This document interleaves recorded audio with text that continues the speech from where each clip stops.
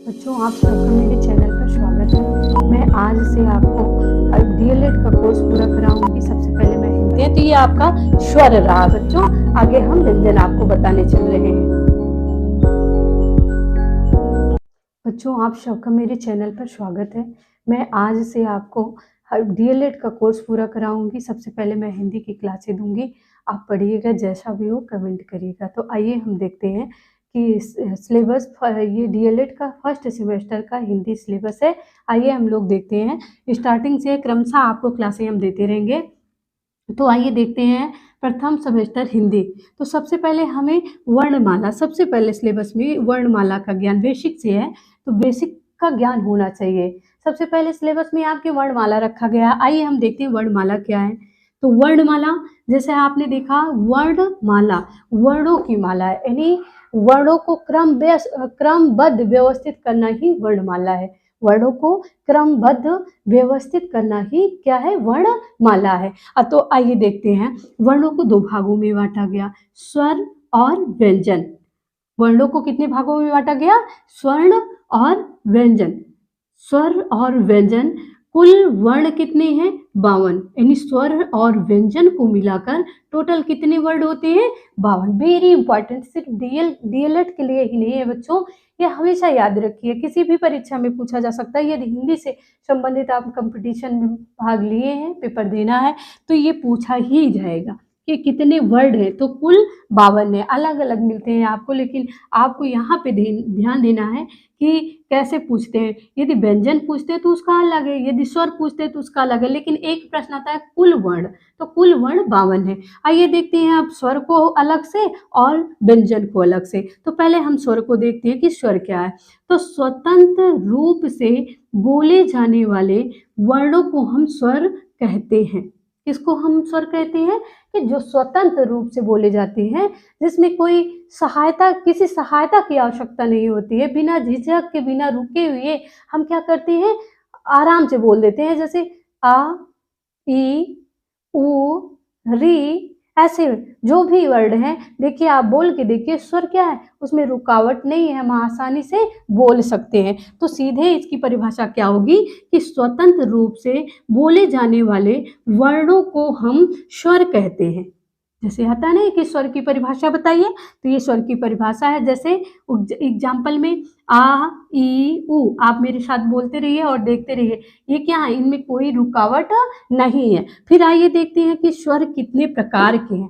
यानी आपने तो पहले जाना, सबसे पहले आपने जाना कि वर्णमाला किसे कहते हैं। वर्णों के व्यवस्थित रूप को हम वर्णमाला कहते हैं। सीधे दो शब्दों में आपको उत्तर देना है सटीक, कि वर्णों के व्यवस्थित रूप को हम वर्णमाला कहते हैं। अब वर्ण कितने होते हैं, प्रश्न उठता है, तो वर्ण कितने होते हैं, 52 होते हैं। अब वर्णों को कितने भागों में बांटा गया, दो भागों में, स्वर और व्यंजन। और फिर स्वर को कितने भागों में बांटा गया, आइए वही देखते हैं हम लोग, कि स्वर के प्रकार, यानी कितने प्रकार के हैं, कितने भागों में बांटा गया। तो हम पहला देखते हैं ह्रस्व, दूसरा दीर्घ, और तीसरा भी रूप पाया जाता है, थोड़ा ये हटके है। इसमें जो है, ये जो प्लियुत प्रकार का है, ये इसे स्वर में तो रखा गया है, इसे स्वर में रखा गया मात्राओं के आधार पर, लेकिन इसकी गणना यहाँ पे टोटल में नहीं आती, यानी जो कुल स्वर है उसमें नहीं आती, वो अलग से एक प्रकार दे दिया गया है। लेकिन प्रकार यदि पूछता है तो 3 होते हैं, ह्रस्व, दीर्घ और प्लियुत। ह्रस्व के देखिए, आइए कौन कौन से वर्ड होते हैं, वेरी इंपॉर्टेंट, आप पेपर उठा के देखिएगा, कई बार पूछा गया कि ह्रस्व में आने वाले स्वर बताइए। तो ये 4 प्रकार के होते हैं। कितने प्रकार के होते हैं बच्चों, 4 प्रकार के होते हैं। आइए हम देखते हैं। नंबर 1, आ, छोटा आ, जैसे जिसको कहते हैं, आराम से बोलते हैं ना आप, आ, लेकिन बड़े आ को वहीं पे प्रयोग करते हैं, आ। तो देखिए, आप बोल के देखिए कौन कौन से वर्ड आ रहे हैं। तो आ, ई, उ, री। री जो होता है बच्चों, वो भी किस में आता है, वो भी आपके ह्रस्व में आता है। तो 4 वर्ड हो गए, अ, ई, उ और री। आइए हम दीर्घ स्वर देखते हैं कि दीर्घ स्वर किसे कहते हैं। आपने देखा कि स्वर टोटल 11 होते हैं, जो कि हमने दिखाया है। कितने होते हैं, टोटल 11 होते हैं, लेकिन ह्रस्व स्वर कितने होते हैं, 4 होते हैं।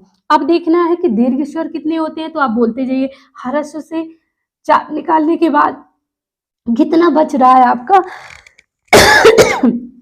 आ, ई, उ, ए, आए, ओ, औ, मतलब 7। देखिए 1 2 3 4 5 6 और 7, यानी कि कितने दीर्घ स्वर कितने हैं? 7 है। दीर्घ स्वर कितने होते हैं बेटा? 7 होते हैं। और कुल मिलाकर कितने होते हैं? 4 और 7 मिलाकर कितने हुए? 11। इस प्रकार हमारे जो स्वर हैं वो कितने हैं? 11 है। ये जो आपका तीसरा प्रकार है, इसमें क्या ये डबल, ये देखिए ये क्या था? छोटा था, ये बड़ा था, ये ट्रिपल यानी 3 स्वर से बना है। ट्रिपल यानी 3 स्वर का प्रयोग किया गया है, तब यहाँ पे बना है प्लुत स्वर। प्लुत स्वर में जैसे आप खींच के कहते हो ना ओम, फिर कहते हो राम, आप खींचिए, तो उसी प्रकार इसमें क्या है? इसमें 3 मात्राएं लगी है, तो इसको हम प्लुत स्वर कहते हैं। ये अलग से है, ये स्वरों में जोड़ा नहीं गया। और एक विशेष ध्यान रखने वाली बात है यहाँ पे, जैसे हम बचपन से पढ़ते आते हैं ना, आ ई उ ऊ री, ए आए ओ आओ अन आ। अब यहीं पे नोट करिए, क्योंकि आप जो 11 पढ़े उसमें अन आह नहीं है, उसमें कहीं है? नहीं है। तो वो क्यों नहीं है? एक प्रश्न उठता है ना, तो वो क्यों नहीं है हम देखते हैं। यानी अन और आह स्वर में नहीं आते हैं, और ये देखिए स्वर में नहीं आते हैं, दूसरी बात ये व्यंजन में भी नहीं आते हैं। व्यंजन में भी नहीं आते, नहीं आते। तो आते किस में है? अब इनको क्या कहा जाता है? देखिए ध्यान दीजिए, इनको वेरी इंपॉर्टेंट प्रश्न है ये, पूछा गया। इनको कहा जाता है अयोग्यवाह। अयोग्यवाह क्या बोला जाता है बच्चों? अनाह को अयोग्यवाह। अब किसको बोला जाता है? देखिए अन और आह, विशेष ध्यान रखिए, क्योंकि आपका बेसिक लेवल है और यहीं से प्रश्न बनता है।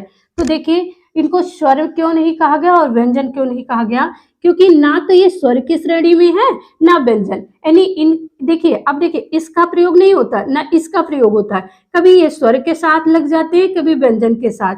जैसे आपने कहा चंद, कहा ना चंद, चंद कह दिया और ये अन हो गया ना। फिर कहते हैं प्रातः, क्या बोलते हैं बच्चों?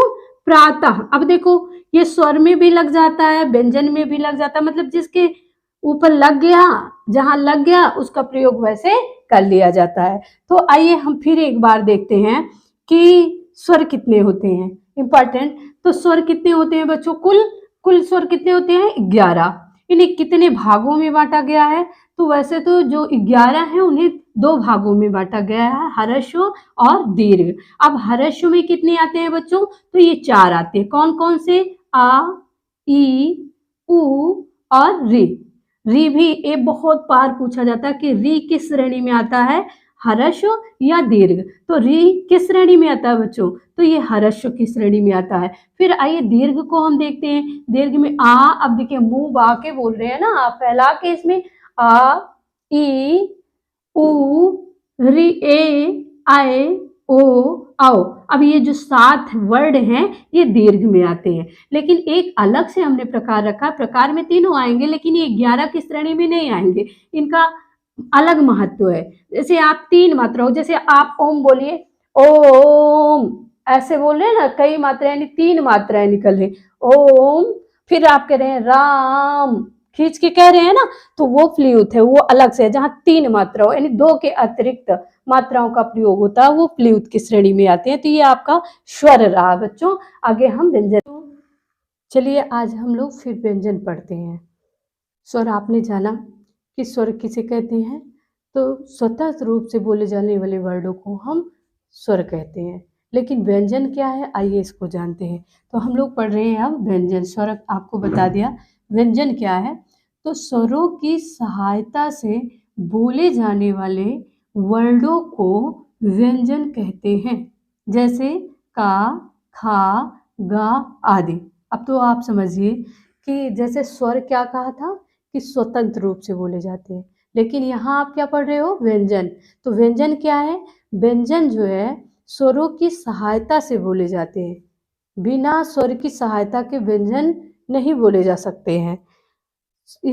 जैसे हमने कहा छोटा सा वर्ड लेते हैं कि का, तो इसमें नीचे क्या है, हलंत लगा हुआ है, तो ये पूर्ण नहीं है, इसको आधा का मानते हैं हम लोग जब हलंत नीचे लगा होता है। इसका मतलब आह नहीं जोड़ा गया है, सिर्फ आधा है, ये अधूरा है, बिना स्वर की सहायता के पूर्ण नहीं हुआ। जैसे हम कहेंगे का, लेकिन इसमें क्या हुआ, जब का है और का में आ को जोड़ दिया तो ये पूर्ण हो गया। मतलब जो का हम बोलते हैं, सही से बोल पाते हैं, उसमें क्या है कि का में आ जुड़ा हुआ है, वो आंतरिक रूप से जुड़ा है, वो हमको दिखाई नहीं दे रहा है। आइए पढ़ते हैं व्यंजन के प्रकार। तो व्यंजन के जो प्रकार हैं मुख्य रूप से 4 होते हैं। मुख्य रूप से कितने होते हैं, ये 4 होते हैं। कौन कौन से, आइए हम जानते हैं। तो नंबर 1 स्पर्शी व्यंजन, नंबर दो आपका हो गया अंतस्थ व्यंजन, नंबर 3 ऊष्म व्यंजन, नंबर 4 संयुक्त व्यंजन। आइए इसको जानते हैं कि अस्पर्श व्यंजन क्या है। तो अस्पर्श व्यंजन वह व्यंजन होता है जो अस्पष्ट रूप से बोला जा सके, उसमें कोई रुकावट नहीं आती है, वो अस्पष्ट है, उसमें ये सोचने की ज़रूरत नहीं है कि ये कहाँ से है, कैसे है, वो स्पष्ट रूप से होता है। आइए देखते हैं वो कौन कौन से हैं। तो ये जो अस्पर्शी व्यंजन है, ये क्या है, ये 5 वर्गों में विभाजित है। सबसे पहले प्रश्न पूछा जाता है कि अस्पर्शी व्यंजन के वर्ग कितने हैं। तो अस्पर्शी व्यंजन के जो वर्ग होते हैं वो कितने हैं बच्चों, तो वो 5 हैं। कितने हैं, वो 5 हैं। अब ये 5 जो वर्ग हो गए, ये कौन कौन से, आइए जानते हैं। तो का वर्ग, चा वर्ग, टा वर्ग, ता वर्ग, पा वर्ग, और कौन सा, पा वर्ग हो गया। 5 वर्ग हो गया, आपका पूरा हो गया। आइए हम देखते हैं कि जो पांचों आपके वर्ग हैं, इनमें क्या क्या होगा। तो आइए हम पांचों वर्ग में जानते हैं कौन कौन वर्ड आते हैं। तो का वर्ग में 5 वर्ड आता है, का, खा, गा, घा, इंग्या। अब देखिए इसी प्रकार चा वर्ग में चा, छा, जा, झा, इया।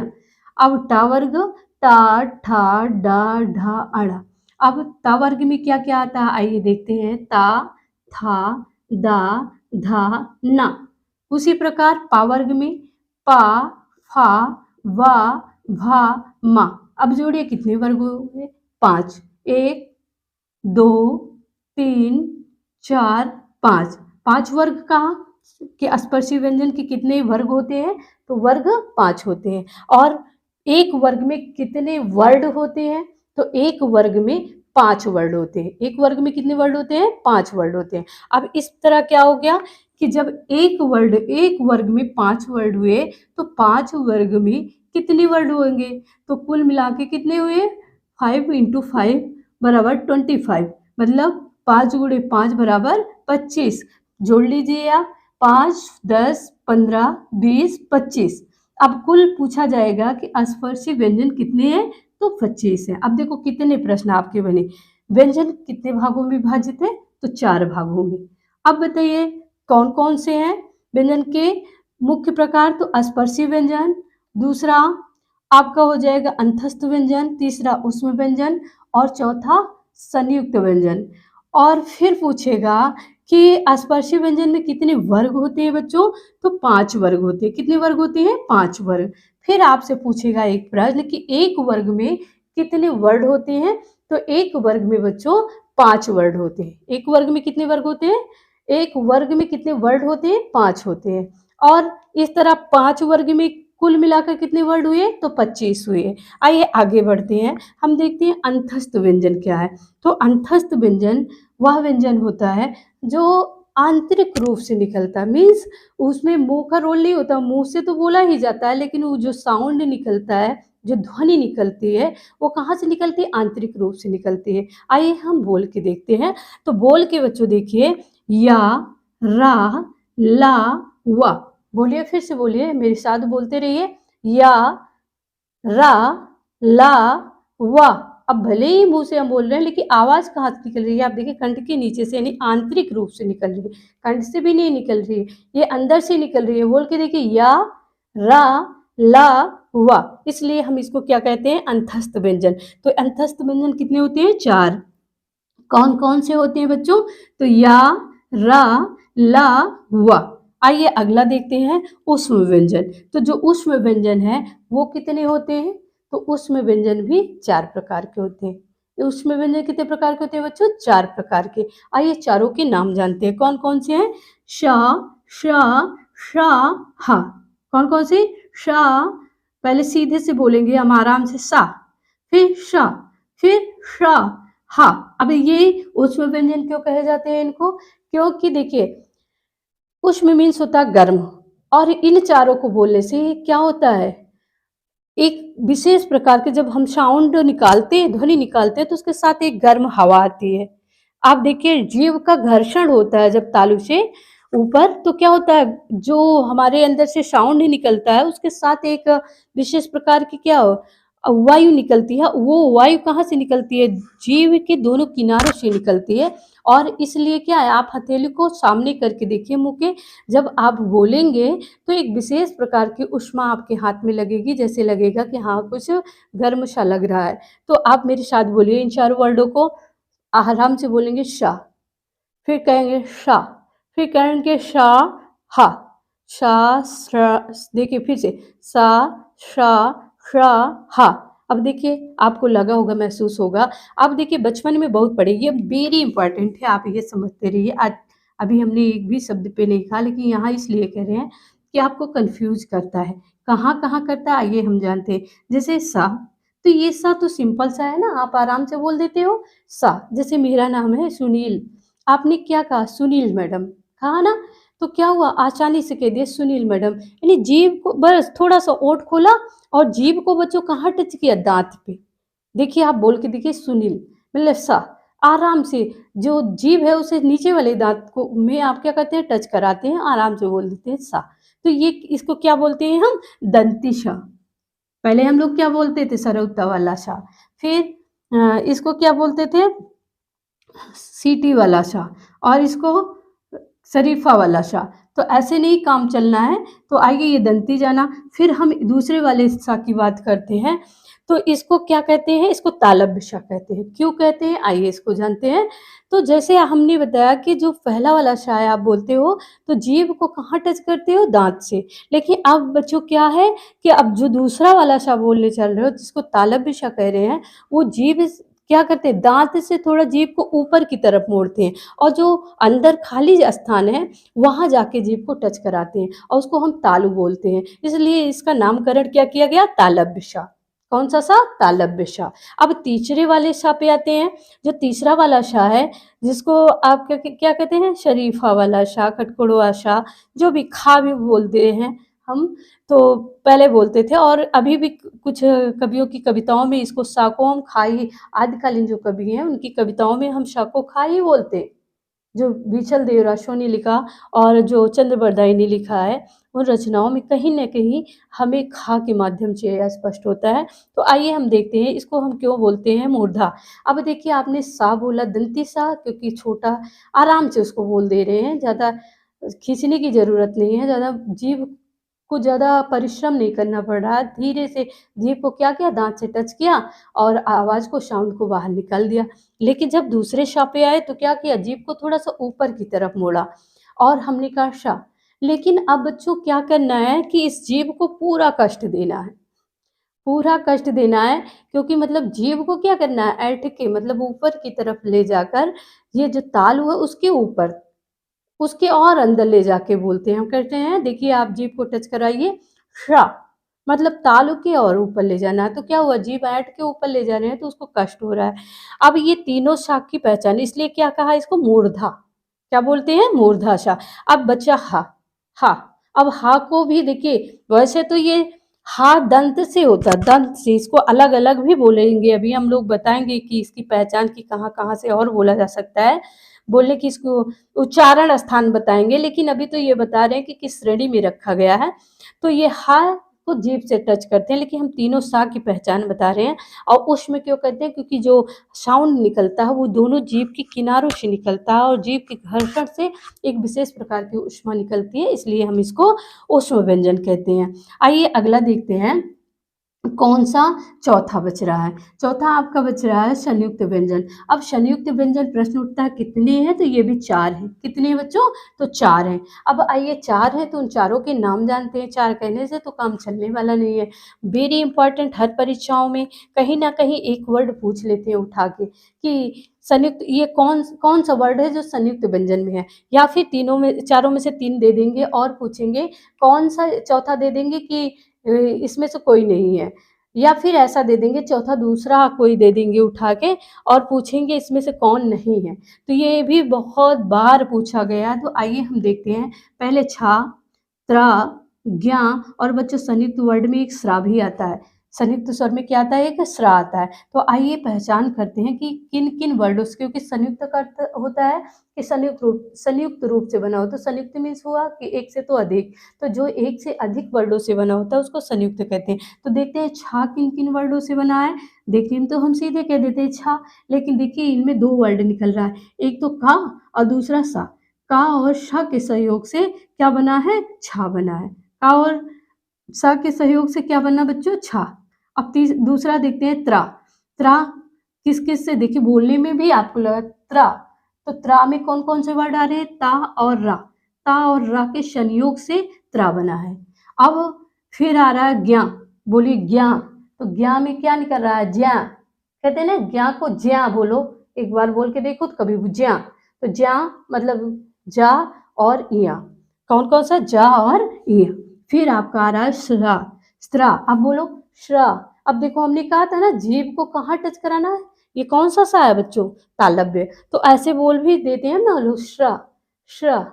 अब श्रा बोल रहे हैं तो देखो कौन सा सा, पहले सा आ रहा है श्रा, शा आ रहा है और रा आ रहा है, तो दोनों देखिए सा और रा के संयोग से क्या बना? श्रा। अब देखिए प्रयोग देखते हैं, जैसे छा बना तो कच्छा, तारा मिलके त्रा बना तो पुत्र, जा और ज्ञा मिलकर ज्ञा बना, जा इया मिलकर ज्ञा बना तो ज्ञान, सा रा मिलकर श्रा बना तो कैसे इसका प्रयोग करते हैं? विश्राम या श्रम। तो बच्चों ये आपके वर्ड हुए।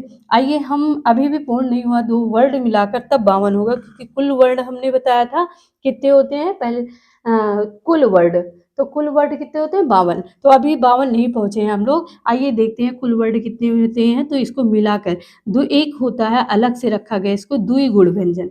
कौन सा? द्विगुण व्यंजन। द्विगुण व्यंजन कितने होते हैं? 2 होते हैं। कौन सा? देखिए बच्चों ये इंग्या नहीं है। इंग्या होता तब जब इस बिंदी को यहाँ रख देते हैं हम, लेकिन इस बिंदु को देखिए आप नीचे लगाएं, जब बगल में लगाते हैं यहाँ पे साइड में, तो वो इंग्या होता है। पहचान देखिए, नहीं तो आप ये भी, चाहे टेट लेवल की परीक्षा है, सुपर टेट हो, ये बेसिक लेवल भी उसमें पूछा जाता है। तो कई बार सुपर टेट और टेट में आया है कि जब बिंदी, बस थोड़ा सा पहचान है कि बिंदी को जब हम साइड में लगाते हैं, यहाँ ऊपर करके लगाते हैं, तो इंग्या होता है। और का खा गा घा इंग्या इंग्या, और जब इसको नीचे लगा देते तो द्विगुण में बदल जाता है, मतलब इंग्या भी हो जाता है। और डा, देखिए एक डा है ना यहाँ पे आ रहा है, देखिए आप, टा ठा डा। अब तो ये खाली हो गया, बिंदी नहीं है तो डा है, और बिंदी कहाँ से लेके हम लगाएं इसको? बिंदी यहाँ से लेके लगाएं, तो ये 2 हो गया ना, दोनों का संयुक्त रूप है, तो इसको द्विगुण कहा जाता है। अब ढा में भी ऐसे है, बिंदी तो इंग्या वाली है, और ढा, ढा कहाँ से लिए? यहीं से लिए हैं। यहाँ पर बिंदी नहीं होगा, ये हम पढ़ा रहे थे तो टिक लग गया था, तो ये ढा यहाँ से लिए और बिंदी को कहाँ से ले लिए? यहाँ से ले लिया, तो इसलिए इन दोनों वर्डों को हम क्या कहते हैं? द्विगुण। अब द्विगुण का प्रयोग कहाँ किया जाता है? जैसे हम लोग लिखते हैं उड़ीसा, उड़ीसा, ड़ी आ रहा है ना, लेकिन वहाँ यही द्विगुण है। उड़ीसा, ढक्कन, इसमें प्रयोग करते हैं ना, तो ये नीचे बिंदी लखा होता है। आइए हम आगे पढ़ते हैं, कुल देखते हैं कितने वर्ड हुए। तो कुल जो आपके वर्ड हैं, अब देखिए हमने बताया ना 25, देखिए पहले हमने कहा था स्वर कितने होते हैं? 11 प्लस 25 व्यंजन हो गया आपका, प्लस आपका क्या हो गया? 4 ऊष्म हो गया, प्लस 4 क्या हो गया? अंतस्थ हो गया, फिर 4 प्लस 4 कितना हो गया? उस वो मिस संयुक्त वर्ड हो गया, और फिर प्लस 2 कितने वर्ड हुए? देखिए बच्चों जोड़ लीजिए, 6 4 10, 10 4 14, 14 और 11 कितने हुए बच्चों? तो 14 10 24 एक 25, और 25 25 50 हो गया।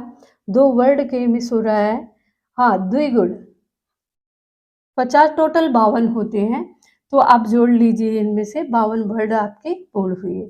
तो आइए आगे हम अगली वीडियो में आपको अगली यूनिट से ज्ञान देने का या अगली यूनिट कवर करने की कोशिश करते हैं। धन्यवाद।